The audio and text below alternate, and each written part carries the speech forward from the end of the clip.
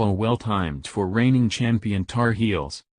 Chapel Hill, North Carolina, AP, Cameron Johnson tried not to worry about whether he would get his once-blocked release from Pittsburgh to play for reigning national champion North Carolina as a graduate transfer. That off-season squabble behind him, now Johnson is focused on trying to help the Tar Heels fill a big vacancy on the wing with the loss of Associated Press All-American Justin Jackson to the NBA.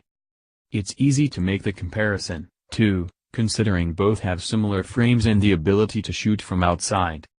"We are different players," Johnson said Tuesday during the team's preseason media day. "And we do have a similar build, but there are different aspects of our game that we vary with. I guess I can see how some people can project me to fit into that type of role, but it's a different team this year.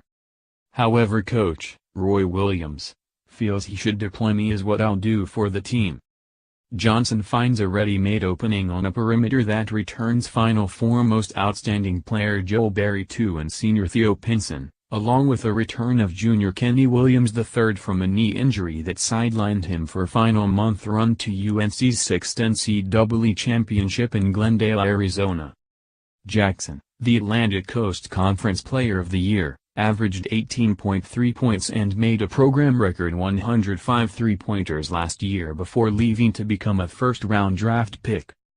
Johnson is listed as the same size on the roster, 6'8", 210 pounds, and averaged 11.9 points while shooting 42% from behind the arc last year. And the Tar Heels have seen firsthand what he can do. He scored 24 points on 9 for 13 shooting with 6 threes in an 80-78 loss to the Tar Heels in January. "I feel like when I look at him play during practice, it's just another Justin basically," Pinson said. "They both can shoot the crap out of the ball. The only thing is Justin has a way better floater. Cam just has to get adjusted into our system and then he'll be fine." Williams isn't quite ready to jump on the Jackson-Johnson comparisons just yet, noting that Jackson added to his game over 3 years compared to his limited practices with Johnson so far. "Last week one day he didn't miss a shot," Williams said of Johnson. "I mean, everything he looked at went in, and I said, well, that's pretty good. That'll probably help us." Today is practice number 12, so we'll get a chance to keep seeing what he does. "But I remember him having about 26 on us last year, I remember those."